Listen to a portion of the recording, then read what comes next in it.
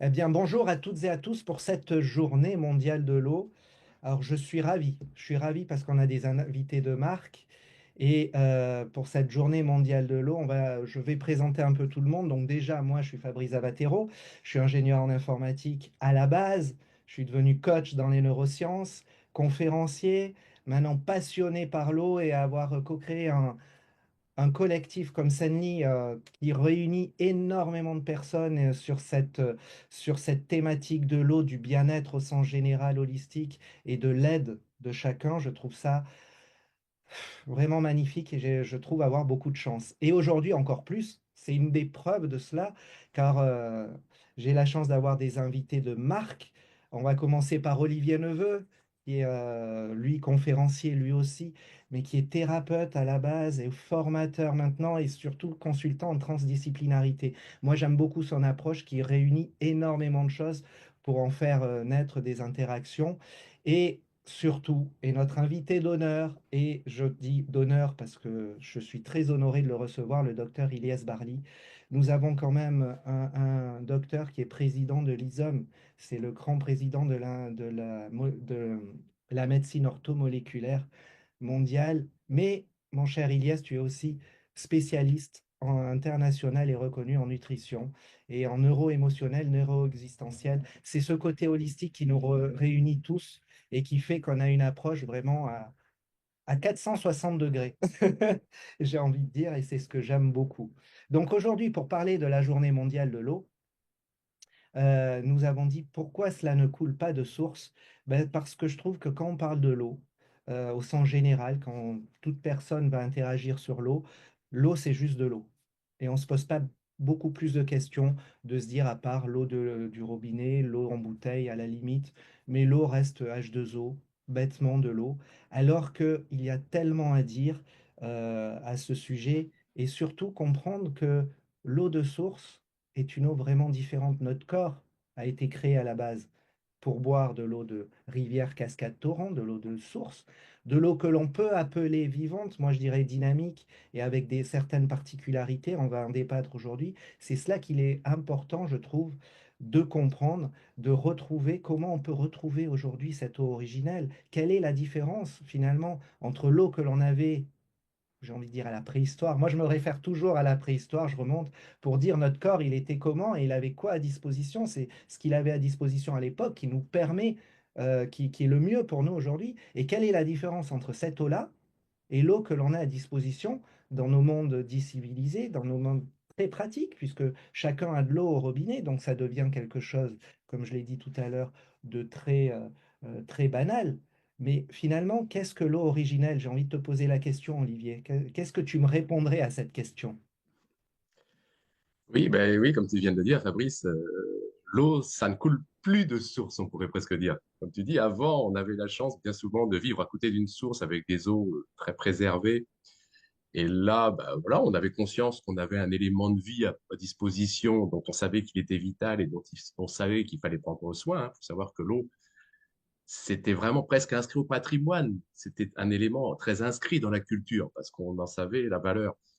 Sauf que, ben, voilà, avec nos décennies un peu industrialisées, et puis, voilà, notre mode de vie fait qu'on l'a malheureusement, on va dire, maltraité, ou en tout cas, on lui fait vivre bien des choses pour qu'elle nous arrive au robinet. Et à travers ces années et cette façon de nous amener l'eau à disposition, ben, malheureusement, l'eau originelle s'est dénaturée. Donc, si on remonte maintenant vers l'origine et qu'on va voir à l'origine l'eau des sources, l'eau dans des environnements très préservés, quelles sont ses caractéristiques? Parce que c'est vraiment à cette notion-là qu'il faut revenir.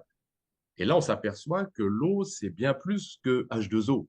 L'eau, c'est vraiment un élément qui collabore avec les briques du vivant. C'est vraiment un élément interface, médiateur. C'est vraiment, voilà, c'est l'élément de vie numéro un. Et donc, aujourd'hui, quand on regarde l'eau, je sais pas, l'eau des cascades, qui est quasiment l'eau la plus vivante qui soit, ou l'eau des torrents, ou choses comme ça, eh bien, effectivement, on va considérer l'eau, la molécule, mais on va tout de suite la regarder dans son activité énergétique, c'est-à-dire que c'est un élément qui est tout le temps en mouvement et qui passe son temps à s'unir et se désunir avec les autres molécules d'eau et les briques du vivant. Donc, sa liberté de mouvement, c'est essentiel, accompagné d'énergie. Et là, on va parler du coup de sa plasticité, le fait que ça soit un élément polymorphe capable, voilà, d'adopter différentes formes, soit encore une fois entre elles, soit en s'associant avec d'autres molécules. Dans cette eau, il y a la présence essentielle de minéraux rendus à l'état d'électrolyte. On appelle ça des ions, des anions ou des cations.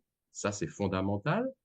De même, présent dans cette eau, comme c'est une eau dotée d'activité bioélectronique, c'est-à-dire d'énergie, présence d'électrons, et de deux gaz naturels, que sont l'oxygène et le fameux hydrogène moléculaire, sur lequel on va revenir un peu plus tard avec Ilyes. Donc, voilà, quand on parle de l'eau, il faut au moins avoir toutes ces notions-là en tête, en sachant que l'eau, ensuite, collabore, on va dire, avec tous les autres champs de notre réalité qui fait notre réalité. Et du coup, grâce à ces qualités, en tout cas, une qualité va émerger tout de suite de l'eau qui est essentielle, c'est sa qualité colloïdale. Le vivant, quand on parle d'activité colloïdale, quand on parle de notion colloïdale, on parle du vivant. Le vivant est de nature colloïdale, c'est-à-dire que l'eau, parce qu'elle est en mouvement, parce qu'elle est porteuse d'énergie, elle est capable de s'associer avec les briques du vivant et de les agencer dans l'espace. Ça touche à ce qu'on appelle la notion cristalline du vivant. Le vivant est de nature cristalline. Et ça, c'est vraiment une qualité d'eau fondamentale. Fondamentale, cette qualité colloïdale, encore une fois, d'organiser dans l'espace. Hein. Ça confirme les propos de Linus Pauling, le fameux prix Nobel, qui dit que la taille, la forme et l'espace sont bien plus importants que les composés chimiques. Ben, ça parle de ça. Ça parle de cette qualité. L'opposé de cette qualité colloïdale, c'est la qualité flocculée. C'est-à-dire que plutôt que ça s'organise dans l'espace et que ça offre de l'espace, ça se ratatine et ça s'agglomère. Et là, on est à l'opposé du vivant. Ben voilà un peu les deux images qu'il faut avoir.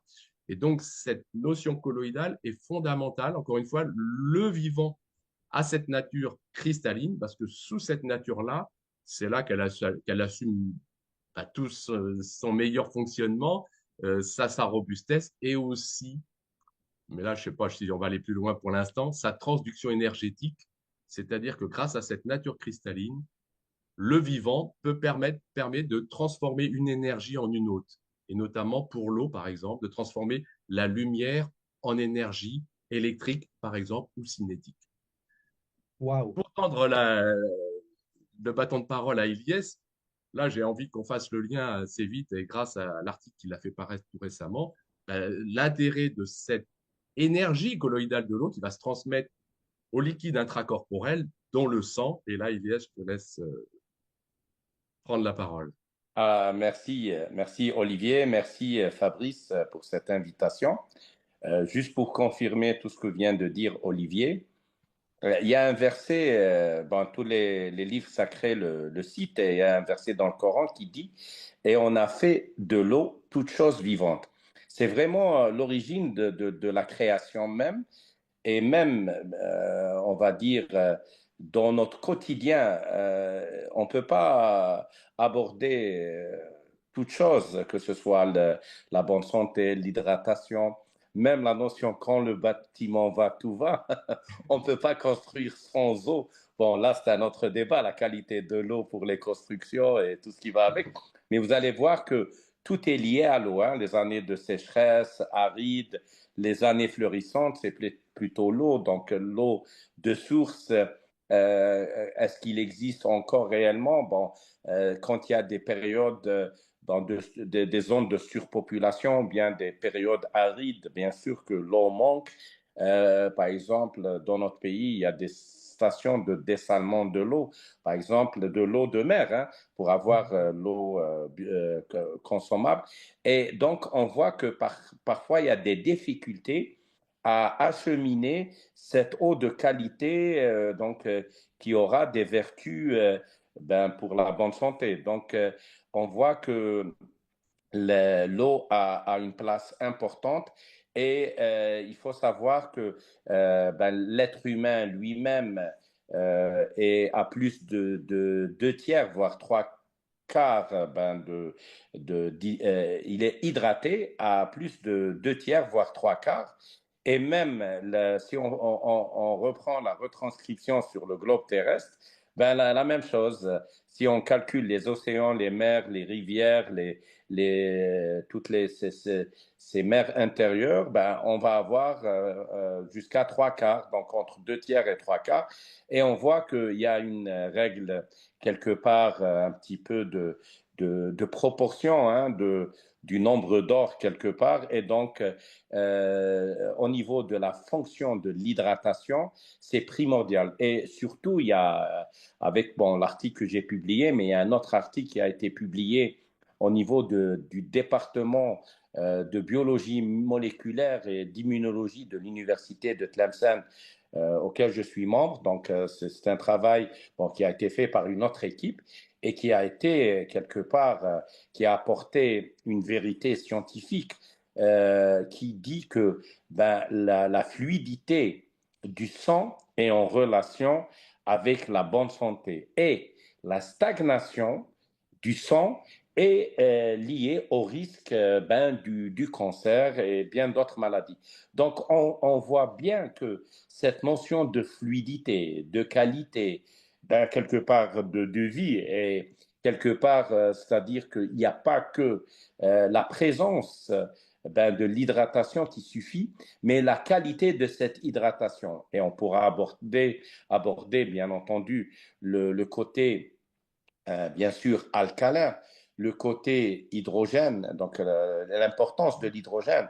Il faut savoir que l'hydrogène, c'est l'élément clé pour la synthèse de l'ATP, pour la synthèse de l'énergie. Il faut savoir, je vous donne un exemple.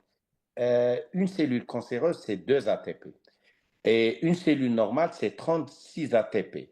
L'apport de l'hydrogène va permettre à une cellule cancéreuse soit de shifter vers une cellule saine, si elle arrive à capter les 36, ce qui n'est pas évident, bien sûr, ou dans ce cas-là, générer une autolyse, donc une apoptose, donc une sénescence des cellules cancéreuses. Et il faut savoir que les dernières études ont montré qu'à partir des cellules souches, on aura des cellules différenciées qui vont aller vers la sénescence ou bien des cellules cancéreuses.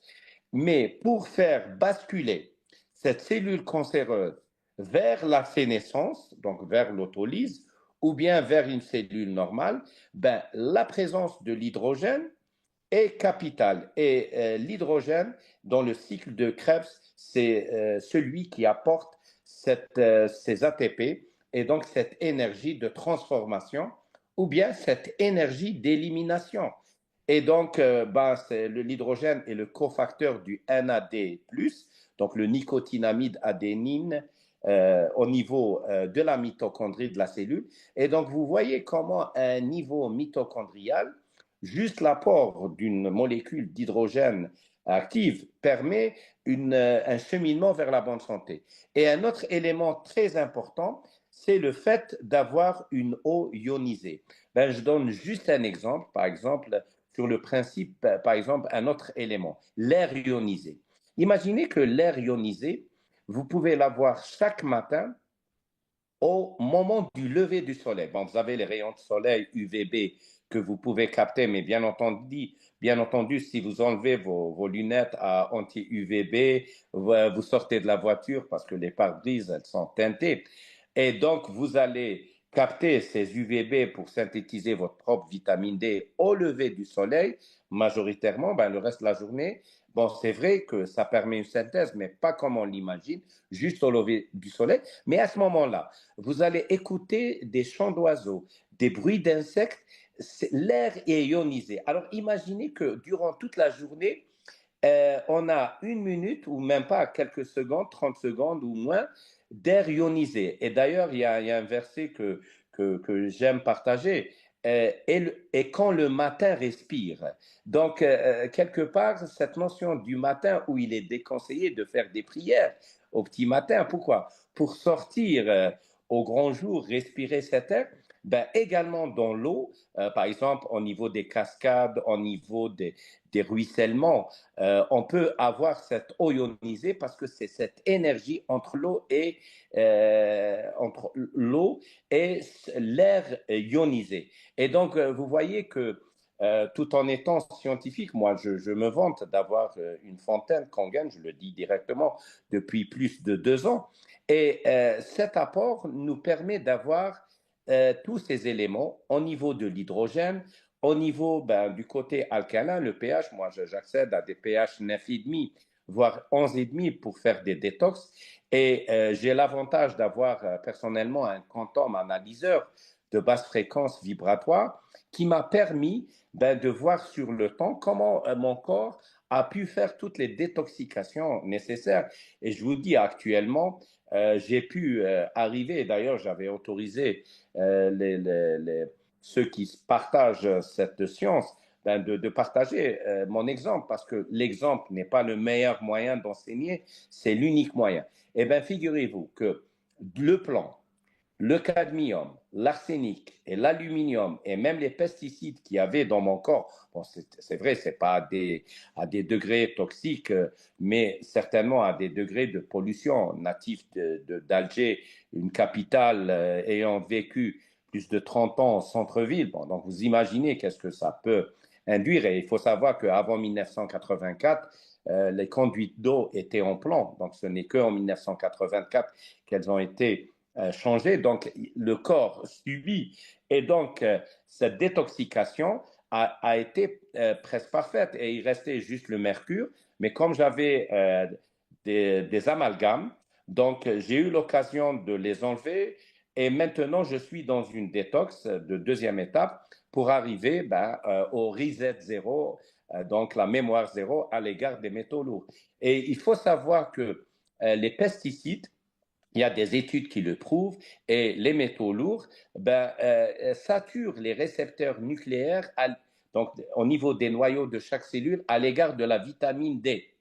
Et donc, vous voyez, tant qu'une personne ne fait pas la détox, elle a beau se supplémenter en vitamine D associée au magnésium, au complexe B, mais si elle ne fait pas la détox, la fixation ne se fait pas bien et les déficits sont toujours importants. Et surtout, avec les dernières preuves sur l'impact négatif des pesticides, donc, et tous les herbicides, les fongicides, sur ces récepteurs de la vitamine D au niveau cellulaire. Donc, on voit bien que tout est relié, tout est uni. Il n'y a pas de molécule miracle, il n'y a pas de solution miracle, mais il y a un cheminement logique vers la bonne santé. Voilà. Merci Ilias, je me permets de te remercier mille fois parce qu'en plus c'est clair et c'est pas évident de nous transmettre quelque chose d'aussi complexe parce que l'eau finalement, on le voit, c'est quelque chose de complexe dans le corps. Moi, si je vais essayer de vulgariser à l'extrême, je dirais tout simplement déjà, comme tu l'as dit, on est fait de plus de trois quarts d'eau en poids et même 9 molécules sur 10, on va dire, qui sont des molécules d'eau, mais l'eau a un rôle prépondérant à tous les niveaux. Et quand tu dis que tout se rejoint, je rejoins l'idée d'Olivier au départ qui dit que c'est le solvant universel. Toi, Oui, Ilias, tu nous montre à quel point au niveau des cellules, c'est important, ce solvant, l'agissement et surtout l'hydrogène. Parce que tout à fait. aujourd'hui, je vois plein de choses, comme des cures d'hydrogène. Tu sais, Ilias, je crois que tu as Oui. travaillé avec un professeur allemand là-dessus, sur l'hydrogène, etc. Le dihydrogène, cette molécule, moi, je trouve que c'est magnifique que dans l'eau, on a de l'hydrogène, c'est H2O. Et la nature, par sa ionisation naturelle, met à disposition du corps, vous me dites, ah, si je me trompe, j'essaye de faire simple, nous dit, Mhm. nous met à disposition du corps en buvant l'eau, ce que l'on on appelle vivante, mais on le comprend scientifiquement. Moi, le mot vivante, pour moi, des fois, il n'est pas assez scientifique, mais d'un autre côté, il est plus compréhensible. Mais là, on le comprend très bien. Cette eau se crée une ionisation naturelle, elle est riche en dihydrogène, elle est très souvent alcaline dans toutes les sources qui font du bien. Et on rejoint tout cet élément, on l'a à disposition naturellement. Et aujourd'hui, tu le dis avec ta fontaine Iliès que tu as la chance d'avoir et certains ont la chance d'avoir, on reproduit ça à la maison. Donc quand on parle d'eau, aujourd'hui, plutôt que de devoir aller vivre comme on le faisait avant, hein, les premiers villages, ils se mettaient toujours autour d'un ruisseau ils Tout à vivaient, hein, fait. pour ne pas avoir de l'eau qui vient comme aujourd'hui, l'eau qui est acheminée. Mais l'eau qui est acheminée ne remplit plus finalement, d'après moi, et vous me dites si je me trompe, les caractéristiques vivantes nécessaires au bon fonctionnement du corps. Parce que la détox dont tu nous as parlé, moi j'ai toujours en tête cette phrase, tu l'as dit, de Linus Pauling, qui nous dit vraiment que c'est la structure de l'eau qui compte. Et finalement, on n'a plus cette structure. Donc le corps ne sait plus se détoxifier. Donc finalement, on va se supplémenter tout ça alors que ça ne fonctionne plus. Merci Ilias, tu m'as donné la réponse. Tu vois, je ne l'avais pas celle-ci. Pourquoi? En buvant une eau qui va nous aider justement à nous détoxifier structurellement et bonne, tous les compléments alimentaires sont de meilleure efficience. Ben Voilà, non. parce qu'il y a les récepteurs nucléaires au Oui. niveau du noyau de chaque cellule ne sont pas saturés et donc l'efficacité est démultipliée. D'ailleurs, une de vos vidéos, à un moment, je m'avais fait quand même mijoter et je me suis dit, là, je dois réfléchir quand même. Bon, il y avait une question de gain à l'égard des compléments alimentaires. Voilà, et après, bon, en faisant des recherches, je me suis dit oui, parce que il n'existe pas de dose globale préventive. Bon, c'est vrai, on peut donner des doses standards pour des raisons bon, de santé publique. Il y a un minimum, soi-disant. Mais la dose thérapeutique efficace, personnalisée, est vraiment moindre quand la détox est totale. Donc, vous voyez, au-delà du bénéfice quelque part financier, il y a aussi ce bénéfice thérapeutique, prendre peu, bien et utile. Et juste pour confirmer ce que vient de dire Fabrice, à l'égard bon, des ténors de la thérapie à l'hydrogène, que j'ai eu le privilège de connaître les deux grands ténors qui sont décédés les deux en 2022. Il y a le professeur George Birkmayer de Vienne qui a développé des études et a stabilisé le NADH, donc le nicotinamide adénine déhydrure. Donc c'est la thérapie à l'hydrogène qui permet d'augmenter le taux d'hydrogène dans le corps et dans les cellules. Il y a le professeur Toshibumo Wakayama que j'ai eu l'occasion de rencontrer à Tokyo, au Japon, qui a développé un inhalateur d'hydrogène, donc où on peut dormir avec, et même de la poudre d'hydrogène qu'on peut boire. Mais c'est pourquoi j'ai été attiré par la fontaine Kangen, c'est qu'elle-même, elle offre une eau, en plus d'être alcaline au taux qu'on désire, ionisée bien entendu, parce qu'elle est dynamique, comme une source, comme une rivière, comme des cascades. Et on peut avoir ces petites bulles qui sont bon, qui ressemblent pas à l'eau gazeuse, mais très fines. Au moment où on remplit notre verre ou notre carafe d'eau, eh ben, il y a de l'hydrogène et donc on a les mêmes bénéfices thérapeutiques. Donc, actuellement, on peut avoir l'hydrogène de trois sources, mais l'avantage dans cette eau, c'est qu'en plus de la présence de l'hydrogène, et cet hydrogène actif, parce qu'on peut avoir un hydrogène saturé, il ne faut pas l'oublier, hein. Ce n'est pas la source de l'hydrogène qui est le secret, mais c'est l'hydrogène H+ actif. Et en plus, il y a cette eau qui est ionisée, donc dynamique, active, en mouvement.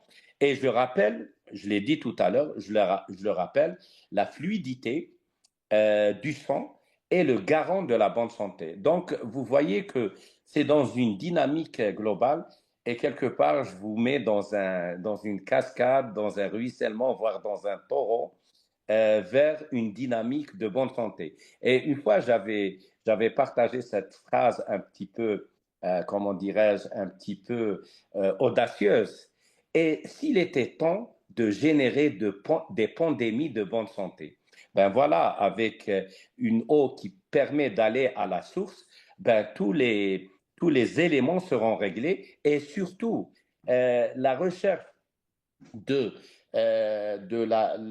la molécule miracle est mise de côté pour chercher la source de tous les miracles. Et bien sûr, toujours le miracle est chez l'être via la bénédiction du divin. Et l'eau est quelque part ce miracle divin qui permet à l'humanité de progresser d'une manière harmonieuse. Voilà. Comme c'est bien dit. Waouh. Qu'est-ce qu'on peut dire derrière ça? Je te remercie, Ilias, parce que moi, ça me fait penser tout ton discours finalement. Non seulement une pandémie de bien-être, de bonne santé, c'est magnifique, et aussi, ce que j'ai remarqué, un côté, allez, j'ose le dire, anti-âge, quand on se met à changer justement cette hydratation. Et pourquoi je parle d'anti-âge? Parce que tout simplement, tu vas me le dire, Olivier, un petit peu, d'intervenir au niveau d'oxydoréduction, au niveau de à plein de niveaux, au niveau du corps. Donc, on va parler d'équilibre acido-basique, d'oxydoréduction, surtout pour le côté anti-âge. Tu peux m'en dire plus, Olivier? Qu'est-ce que ça évoque? Oui, bah oui, en citant ces deux équilibres fondamentaux, voilà, on touche vraiment à la notion d'homéostasie dans le corps et de cet enjeu vital pour le corps de rester en équilibre pour assumer voilà, toutes les fluctuations qu'il aura à vivre. Mais c'est juste fondamental de préserver cette qualité-là du corps et notamment aussi pour assumer tous les process d'autorégulation qui courent dans notre corps. Notre corps est d'une grande complexité. Et ce qui est étonnant, c'est en amenant un élément, moi, l'eau, je l'appelle souvent le facteur X, de la santé, c'est le facteur X, c'est le facteur qui change tout, quoi, parce qu'elle est interagissante avec tout ça. Et donc, pour revenir à cette notion d'aider notre corps dans ses process d'autorégulation et de maintenir les équilibres, ce qu'on va appeler aussi l'adaptabilité, la résilience, même, pourquoi pas, hein. Là, on va jouer sur notamment deux équilibres que tu viens de citer, fondamentaux, qui est l'équilibre acido-basique, le fait de ne pas verser dans l'excès de l'un ou l'excès de l'autre, et l'équilibre d'oxydoréduction, en sachant que le vivant tend plutôt vers une oxydation, et que tout l'enjeu, c'est de se donner les moyens de freiner ce processus-là, de le réduire, voire de l'inverser si tu veux en arriver à la notion d'anti-âge. En tout cas, quand on écoute, quand on écoutait Alexis Carrel à une époque, qui a été prix Nobel, et qu'on écoute aujourd'hui Miroslav Radman, qui est un des plus grands spécialistes de l'oxydation cellulaire et de l'oxydation des protéines, il nous dit que si on arrive à mettre la main sur ce process d'oxydation et de le réduire en permanence, c'est-à-dire d'empêcher l'oxydation, notamment des protéines, qui est quand même un des éléments fondamentaux du bon fonctionnement cellulaire, il dit, il n'y a pas de raison que nous vieillissons quelque part. Il y a pas, en tout cas, la cellule a la possibilité de régénérer, comme disait Alexis Carrel, régénérer éternellement. C'est-à-dire que ce process-là, et qui est un processus vital, hein, c'est un aussi des fondements de la vie, c'est le fait de pouvoir renouveler notre capital cellulaire. Et là, en cela, effectivement, l'eau, outre le fait que c'est le solvant universel, c'est le milieu dans lequel on baigne, mais ce n'est pas un milieu neutre, c'est un milieu agissant. Et ça, c'est vraiment, faut vraiment l'avoir à l'esprit. C'est-à-dire que l'eau, encore une fois, coopère avec toutes les briques du vivant. Et elle a en plus cette qualité, quand elle est vivante, quand elle a les caractéristiques qu'on a énoncées aujourd'hui, au début, c'est de pouvoir agir sur ces deux déséquilibres, c'est-à-dire elle a la qualité bioélectronique pour réduire l'acidité et elle a l'activité bioélectronique pour réduire l'oxydation. Ça, c'est la première chose. Donc là, ça se joue en ce qu'on appelle différence de potentiel, c'est-à-dire que voilà, si on tend vers une oxydation, on est en millivolts dans des valeurs positives et l'enjeu, c'est de basculer sur des valeurs négatives en millivolts, de passer à des valeurs de moins 50 millivolts et voire plus. En tout cas, c'est ce curseur qui, lui, a tendance à aller vers des valeurs positives, acidifiantes et oxydantes, à des valeurs négatives qui sont synonymes de, encore une fois, d'antioxydation et de revitalisation. En plus, on a la chance, comme l'a dit Ilyes, et ça, il en a fait déjà un bel exposé, mais peut-être qu'il peut aller plus sur le côté détox, peut-être, c'est l'apport en hydrogène moléculaire, qui est donc cette fameuse molécule qui a d'énormes vertus, qui a vraiment toutes les attentions du milieu médical aujourd'hui, parce que c'est un antioxydant très puissant, c'est un anti-inflammatoire naturel, elle permet le bon fonctionnement des cellules saines et l'autolyse, comme disait Elias, des cellules atteintes. C'est un neuroprotecteur, c'est un musculoprotecteur, elle participe à la réparation de l'ADN, elle favorise la sécrétion naturelle de glutathion dans le corps. Enfin bon, voilà, c'est une molécule d'une puissance phénoménale, et notamment cette puissance antioxydante, avec cette chance, comme l'a dit Ilyes, c'est que là, on l'a grâce à la production d'une eau ionisée, et c'est sous cette forme-là que l'hydrogène moléculaire est le plus biodisponible. Donc Ilyes, si tu veux nous en dire deux mots, peut-être plus sur le côté détox, pour aller dans le sens que disait Fabrice, sur notamment cette notion anti-vieillissement. En tout cas, c'est quand même fascinant de se dire qu'avec ce moyen-là, on se donne déjà la possibilité de freiner un processus anthropique, on pourrait presque dire, c'est-à-dire d'usure excessive, voire accélérée. Il faut savoir quand même qu'aujourd'hui, c'est avéré en milieu hospitalier. Les générations de trentenaires, quarantenaires qu'on voit arriver en milieu hospitalier ont des niveaux d'oxydation qu'avaient les 60-70 ans il y a 10-20 ans. Enfin, je veux dire, l'oxydation aujourd'hui court de plus en plus vite, quasi de façon exponentielle, notamment parce qu'il y a des stress exogènes, hein, il y a des facteurs exogènes qui accentuent cette oxydation cellulaire. Ben, tout à fait, Olivier, tout à fait, Fabrice. Et je vais rebondir sur le côté anti-âge. Bon, on peut l'appeler good aging, mais il faut savoir qu'il y a des nouveautés scientifiques que j'ai ramenées des Philippines, de Thaïlande et du Japon. Quelque part, ça va vous permettre de comprendre pourquoi les gens d'Okinawa sont en bonne santé, avec un visage jovial, presque même enfantin. On a envie de pincer leurs joues à 123 ans. Et c'est la même réaction que vous avez avec un enfant de 2-3 ans. Pourquoi? Parce qu'il y a cette énergie, il y a toutes ces sources d'eau. Et là, je vais vous expliquer scientifiquement quelles sont les dernières découvertes. Et là, vous allez avoir presque un scoop que je vais faire. Et j'avais même pas l'intention de le faire. C'est venu naturellement. Eh ben, il faut savoir que cette action, Good Aging, anti-âge, ça s'appelle l'action sénolytique. Donc, il faut savoir que donc, dans le process des cellules souches vers les cellules différenciées, on peut avoir une cellule différenciée qui va aller en sénescence ou bien une cellule qui va être une cellule cancéreuse. Donc, on a parlé tout à l'heure de l'hydrogène pour faire basculer la cellule cancéreuse vers une cellule soit normale, ce qui est possible, mais pas évident parce qu'il faut une certaine teneur, on a dit en ATP, donc passer de 2 à 36, donc un certain haut niveau d'hydrogène, ou bien du moins permettre la sénescence. Mais ce qui est intéressant, c'est comment permettre également que la sénescence ne se fasse pas d'une manière accélérée pour toutes les cellules saines différenciées, parce que sinon, ben, on peut avoir quelqu'un de 50 ans ou 40 ans qui a des cheveux, par exemple, blancs, qui a, bon, ou argentés. Bon, donc, bon, ça peut faire beau hein, pour certains. Ça fait ben, quelqu'un, un homme d'affaires qui a aguerri ben, voilà, son expérience. Donc, ça fait bien pour quelqu'un comme Lagarde pour faire l'économie ou quelque chose comme ça fait une belle posture. Mais dans le quotidien, Petite rupture de réseau. Ah oui, c'est un petit peu figé. Un petit peu, oui, une petite rupture, ça va revenir. c'est beaucoup d'éléments. C'est beaucoup d'éléments qui permettent cette réduction, d'éviter cette oxydation. Et le listing est très long, mais j'aimerais exposer à partir donc, de cette eau hydrogénée, ionisée et alcaline, cette capacité de l'action sénolytique. Alors, comment se fait la sénescence, donc le vieillissement? Et comment peut-on quelque part vivre bien? Bon, on sait bien que la vie, c'est la destinée. Quand vient le moment, bon, la personne décède. Mais qu'est-ce qui empêche cette personne à, c'est pas, voilà, allons-y, 69 ans, 88 ans, 96 ans, ou bien même 123 ans, parce que 123 ans, c'est la moyenne d'âge naturel pour l'être humain. Il ne faut pas l'oublier. Donc, au lieu de dire à vos 100 ans, il faut apprendre à dire à vos 123 ans. D'accord?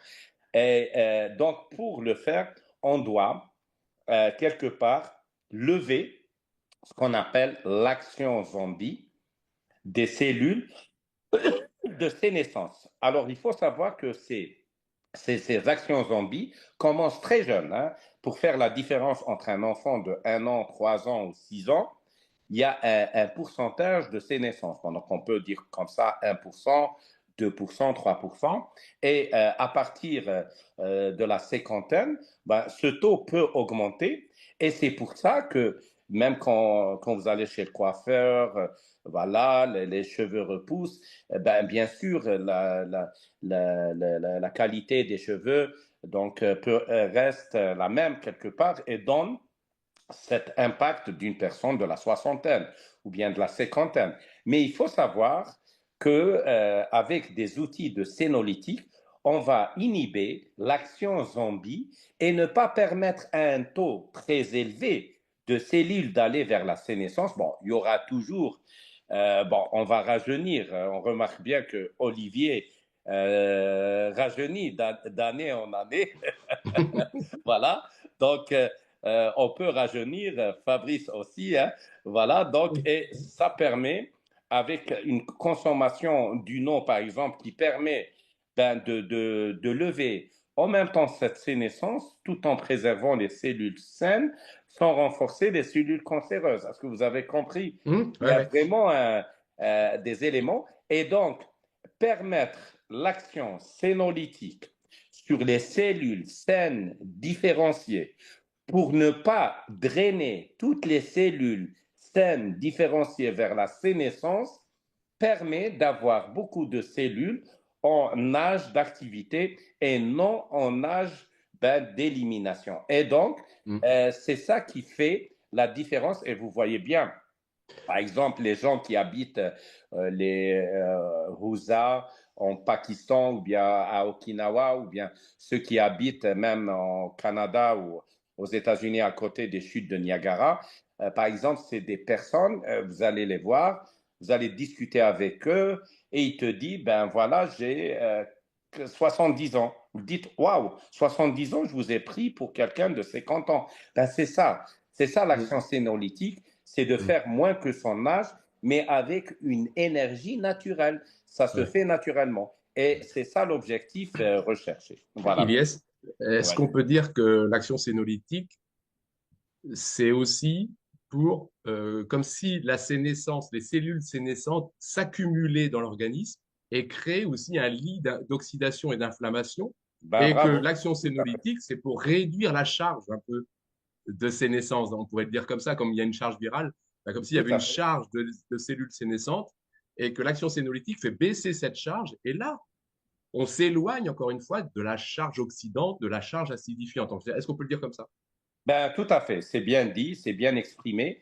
Et c'est pour ça que un des objectifs de la bonne santé, un des objectifs du good aging, un des objectifs de l'optimisation des capacités vers la bonne santé, et quand je parle d'optimisation des capacités vers la bonne santé, je parle des capacités physiques, à ce que quelqu'un puisse faire de la marche, du jogging, de la randonnée, bien plus, hein, quel que soit son âge, j'insiste bien.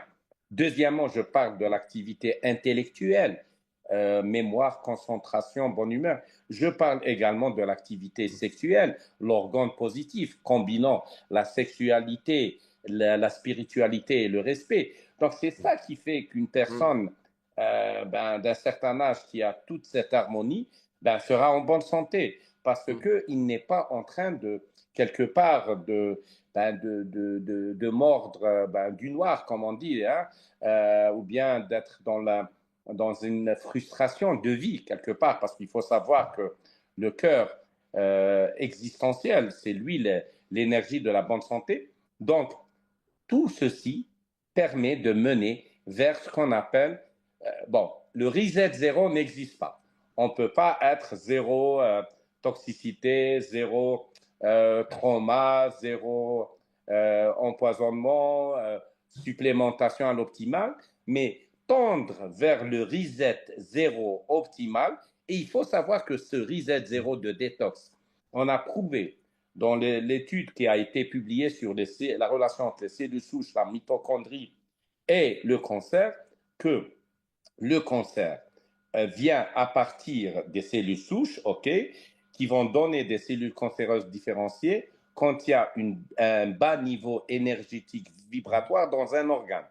Mais on a également trouvé que quand il y a un autre organe qui est en basse énergie vibratoire énergétique, les cellules souches vont développer non pas des cellules cancéreuses de cet organe, mais des cellules cancéreuses ressemblant à l'organe initial, donc la première atteinte.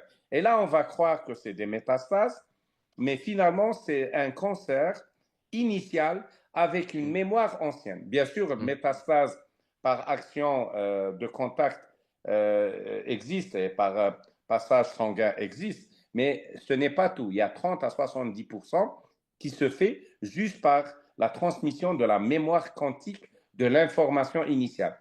Et donc, quelque part, une eau qui est là pour revitaliser le corps, qui est hydrogène, qui apporte cet hydrogène ionisé alcaline, ben, va permettre d'aller vers ce reset zéro, c'est-à-dire ben, mettre à la corbeille de la mémoire, parce qu'on parle de la mémoire de l'eau. Et donc, quelque part, si on arrive à donner une mémoire, comment dirais-je, saine, idéale, originelle, originale également, au niveau des cellules souches par cet apport d'eau, ben, c'est la voie du cheminement vers la bonne santé Et optimale. comme tu dis, déjà, obtenir le reset zéro, bon, voilà. Mais déjà, d'inverser la tendance. Rien que Voilà, d'inverser la tendance, on en a là presque la métaphore de l'effet papillon, tu sais, comme si tout ce à fait. petit élément qu'est l'eau peut amener à terme à de grandes transformations. Et on a la chance là de vraiment inverser une tendance, de modifier la trajectoire. Et rien que ça, moi, je trouve que c'est Ben, tout à vraiment fait. Et précieux. je précise qu'on ne peut pas aller au reset zéro, mais on va tendre vers le Voilà. reset zéro. Voilà. Voilà. En inversant cette tendance. Et avec en plus cette eau qui, encore une fois, coopère avec tous les niveaux de réalité de notre réalité, et notamment, selon même Marc Henry, selon même des physiciens aujourd'hui, qui serait l'élément qui va, entre guillemets, dialoguer avec la conscience, dialoguer avec le vide quantique. C'est-à-dire, moi j'aime bien dire que c'est vraiment l'élément qui ouvre à ce qui échappe. Et j'aime bien le dire comme ça, pourquoi? Parce qu'à partir du moment où on ouvre à ce qui échappe, on offre une issue à l'entropie, c'est-à-dire que là, on se donne tous les moyens de rehausser notre niveau énergétique, comme tu dis, Ilyes, là où il faut le rehausser, là où si on ne le fait pas, nos niveaux énergétiques baissent et on s'oriente, là encore, vers la pathologie. C'est une autre façon d'en parler, mais j'aime bien voir dans cet élément de vie que, outre le fait que, voilà, il a toutes les actions qu'on a évoquées aujourd'hui, mais il va aussi, cet élément, qui est l'eau, dialoguer jusqu'à ce qu'il y ait quelque chose de plus intime, qui est la conscience et le quantique. Tout à fait. Ah, on pourrait en parler pendant des heures, mais on comprend mieux pourquoi finalement cela ne coule pas de source. Eh Merci oui.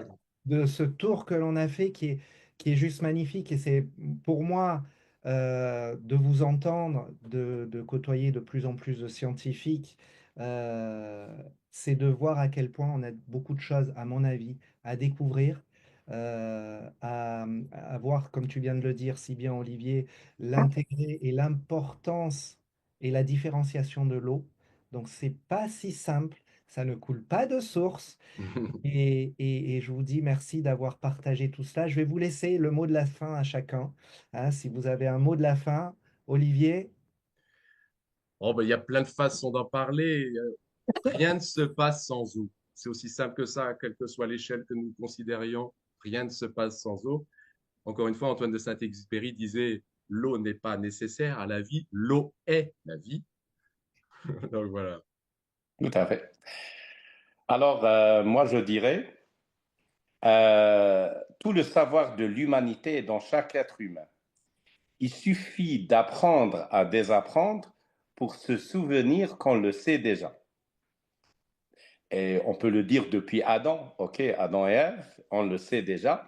Et donc parfois, on est invité à apprendre à désapprendre. Et une eau qui permet une détox et qui permet en même temps d'hydrater, ben, nous invite à apprendre à désapprendre parce que cette toxicité qui est dans notre corps n'est pas naturelle. Donc, pour se souvenir qu'à l'origine, on est fait pour être en bonne santé. Et donc déjà, uniquement cette prise de conscience combinée à la mémoire de l'eau dans l'intention, si on la place, ben, le cheminement vers la bonne santé, mieux que la santé que vous avez avant. Pourquoi? Parce que avant, vous avez pu avoir, par exemple, des empoisonnements ou bien des charges émotionnelles.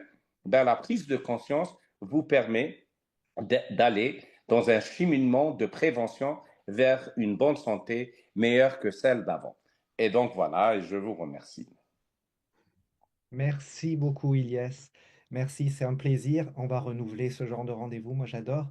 Et Je vous souhaite une très belle journée mondiale de l'eau. Buvez, hydratons-nous. On vient de comprendre à quel point c'est important. Et je vous dis à très bientôt. Merci encore. Merci, Merci à tous les deux. Merci, à bientôt. Bye un bye. plaisir.